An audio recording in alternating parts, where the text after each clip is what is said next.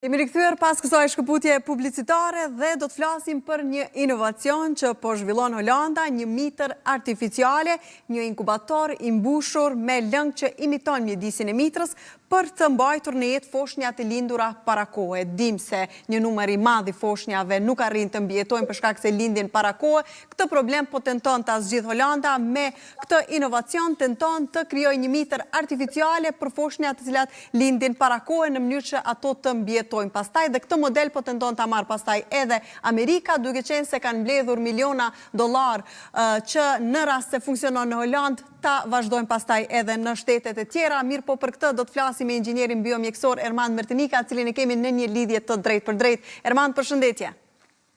Përshëndetje Dorentina dhe kënaqësi që jam pranë jush, do të them për këtë tematika shumë interesante. Më në fund ta bëjmë një intervistë jo nëpër makina. Po, më vjen mirë që tashmë je sistemuar diku dhe nuk je në makina apo jashtë. Po, normal. Po, Ermand, unë mundova ta shpjegoj për shikuesit se çfarë do të thotë ky startup holandez që po mundohen ta zhvillojnë ata. Megjithatë, informacionet më të qarta do të na japësh ti, çfarë realisht do të jetë një mitër artificiale që do të lejojë pastaj zhvillimin krejt normal të bebeve që lindin para kohe? Ç'është e vërteta Dorentina, ky është një projekt faktikisht shumë interesant i lidhur shumë me bioteknologjinë, me inxhinierinë biomjekësore, me inxhinierinë gjenetike etj. Edhe mendoj që këto kanë marrë një spunto nga një korporat amerikane, ka qenë ajo që dhe ajo faktikisht pati hedhur si te krijimin e mitës artificiale, dhe mendoj që realisht po fillon që ta bëj, që ka qenë një kompani Ectolife, e cila ka të bëjë pikërisht pra është një sistem robotik, gjatë të cilës pikërisht por ndryshe nga ajo kompania tjetër që ishte mitër artificiale, kjo më shumë është fokusuar domethënë në pjesën e inkubatorit digital. Që do thotë për shembull fjala vjen një problematika të ndryshme ose komplikacione të ndryshme para lindjes ose edhe pas lindjes, ose fëmijë që lindin para kohë pikërisht, ose vendosen pikërisht pra stacionohen në këtë mitër në një të inkubator robotik, gjatë të cilët ky ka kushtet maksimale, domethënë, të nutricionit, që domethënë kushtet biokimike etj, gjatë të cilës mund të shërbejë fiks, domethënë si pikërisht pra si mitra natyrale nënës. Që do thotë pikërisht pra është e përbërë nga dy bioreaktor, një bioreaktor i parë domethënë është që bën të mundur saturimin me suplemente ushqyese fëmijën, kurse bioreaktori tjetër është për evitimin ose shkarkimin e mbetjeve. Është një sistem shumë robotik shumë interesant faktikisht, që mat gjithashtu një specifik shumë interesante është që mat në mënyrë maksimale të gjithë parametrat biologjik metabolik të fëmijës. Domethënë, njëkohësisht bën të mundur matjen e temperaturës me anë sensorëve, matjen e ritmit kardiak, matjen e saktësisë së oksigjenit gjatë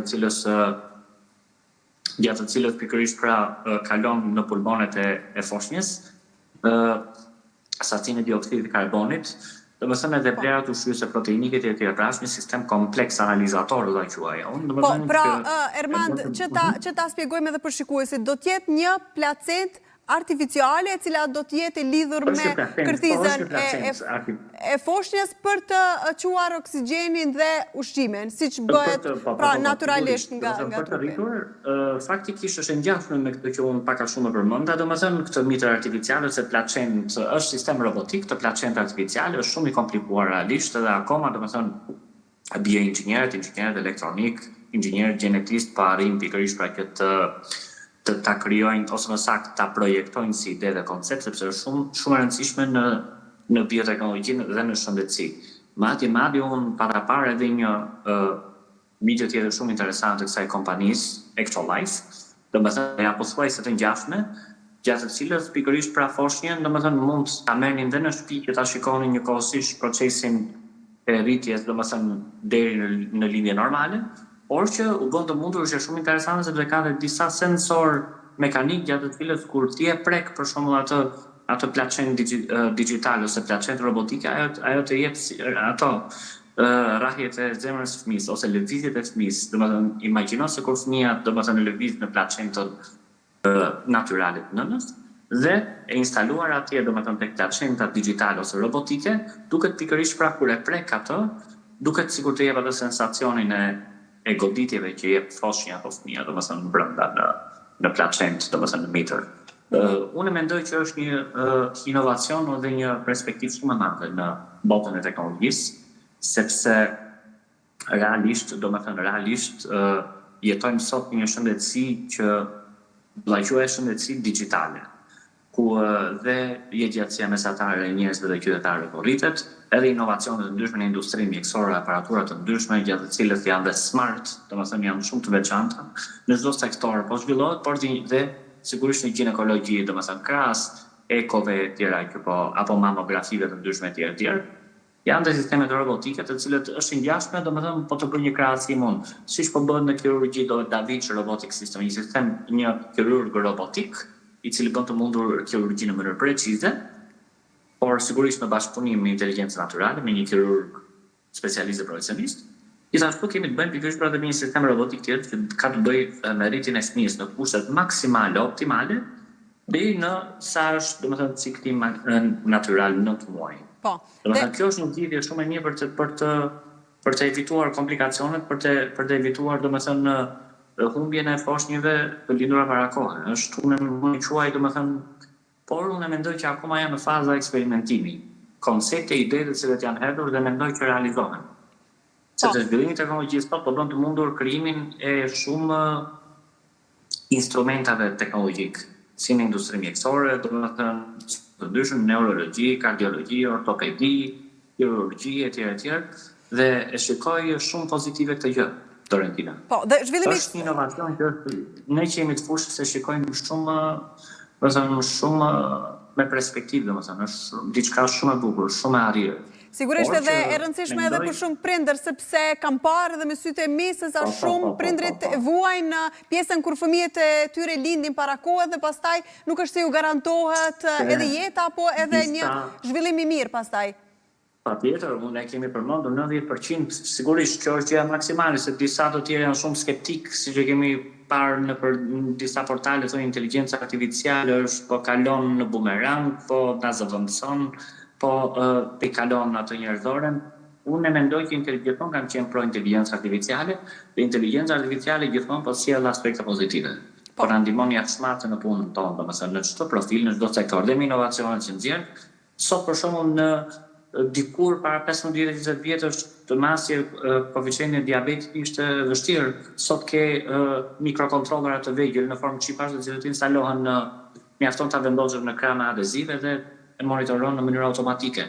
Pra shikon ku jemi në çfarë arritje, zhvillimi i softwareve, zhvillimi i hardwareve. Unë e quaj shumë pozitive. Po, dhe megjithëse një pjesë janë skeptike të friksuar. Po, Mertenika, e kemi përmendur edhe më herët, po, dhe kemi thënë se për aq kosa e kemi ne në kontroll dhe nuk na ka inteligjenca artificiale neve në kontroll, jemi të sigurt. Megjithatë, beson që për një kohë shumë të shkurtër do të arrihet që të bëhet kjo Mitra, duke që si tani është vetëm si një start-up, ka gjasa të bëhet shumë shpejt dhe realisht të implementohet pastaj edhe në spitale, do shta ta kemi edhe këtu në Kosovë dhe në Shqipëri, sigurisht. Ajo që pyetje shumë e drejtë që ka bërë Dorentina, unë mendoj domethënë që mund të realizohet shumë shpejt. Mund të realizohet brenda 2-3 viteve, domethënë me këtë zhvillim masiv që ka marrë teknologjia dhe inteligjenca artificiale, sot është një gjë që mund të krijohet, domethënë dhe ishte fantastike, domethënë që të distributohej pikërisht pra në avion e ginekologjisë, ku domethënë të ishin në formën e backupeve, domethënë si mund të themi placenta robotike, të cilët ishin emergjente për situata që shkaktonin komplikacione, ose një grua në shtatzën e cila mund të ketë komplikacione, duhet patjetër, e mendoj diçka një hap shumë përpara që ne as nuk e imagjinonin domethënë në kohën tonë. Po, sigurisht. Unë e shikoj dhe tash faktikisht në fushën time, në fushën tonë të bioteknologjisë, domethënë, sot ka aparatura shumë smart, aparatura shumë të vogla të cilët si në kardiokirurgji, domethënë në zhbllokimin e klokeve ose në pikseve të gjakut, elementet të cilët ndikojnë në piksën e gjakut, pikërisht pra në arterie etj. Unë e shikoj gjëra shumë interesante. Pra, të rritet mosha mesatare e njerëzimit, e qytetarëve dhe po diagnostikohen në mënyrë shumë të saktë, në mënyrë precize që s'ka qenë një shëndetësi e tillë para 10 vjetësh apo 15 vjetësh. Sot telemjekësia po bën çuditëra, komunikimi në distancë me pacientin nga një mjek real për ta diagnostikuar, domethënë është interesante. Tjetër gjë, krijimi i sistemeve robotike. Kjo është për pacientët që kanë masa tumorale të të vështira për të ekstraktuar. Dhe sigurisht çdo gjë që do të vijë të zhvillohet gjatë viteve në vazhdim do të na ndihmojë dhe sigurisht do të jenë inovacione që ndoshta edhe nuk i kemi parashikuar. Gjithsesi do të kemi besoj rastin të flasim edhe gjatë ditëve të tjera, edhe për zhvillime të tjera. Dua të falenderoj shumë që ishe në këtë lidhje të drejtë për drejtë. Ishte një kënaqësi e madhe që isha pranë jush në TV1, Dorentina. Faleminderit shumë, Ermand.